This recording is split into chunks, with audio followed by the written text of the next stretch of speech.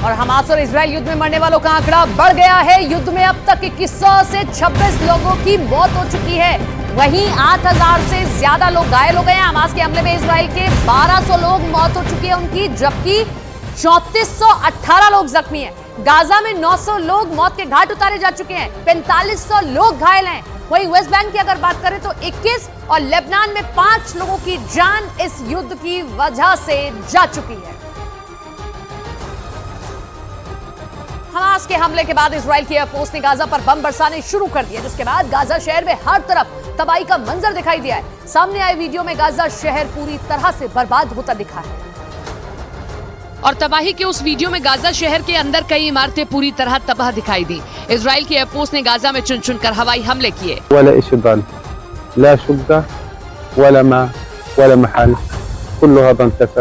पश्चिमी मीडिया के मुताबिक इजराइल की वायुसेना ने पहले गाजा शहर को पूरी तरह से सील किया, फिर हमास के ठिकानों को ध्वस्त करने की कार्रवाई शुरू हुई। इजराइल के जवाबी हमलों में गाजा में 1700 से ज्यादा जगहों को निशाना बनाया गया। इन हमलों में गाजा में चारों तरफ मलबे का ढेर नजर आने लगा।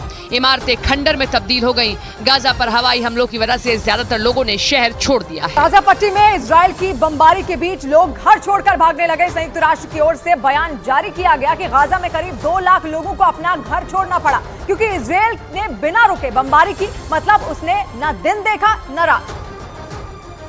और गाजा में हमास के अलग अलग ठिकानों को निशाना बनाया। जंग के चौथे दिन गाजा पट्टी सुबह सुबह धमाकों से थर्रा उठी।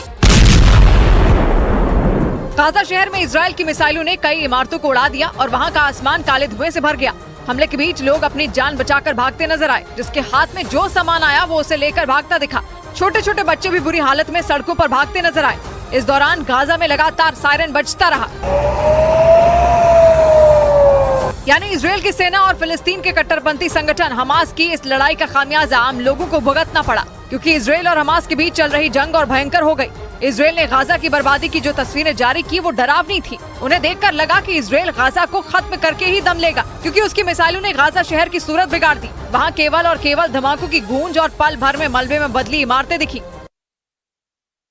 इस बार इजराइल के लड़ाकू विमानों ने हमास का गढ़ कहे जाने वाले रिमल इलाके में तबाही मचाई और एक दिन पहले इजराइल ने गाजा के शुजैया इलाके को बर्बाद किया था, क्योंकि उस इलाके को हमास के आतंक का जाल कहा जाता है।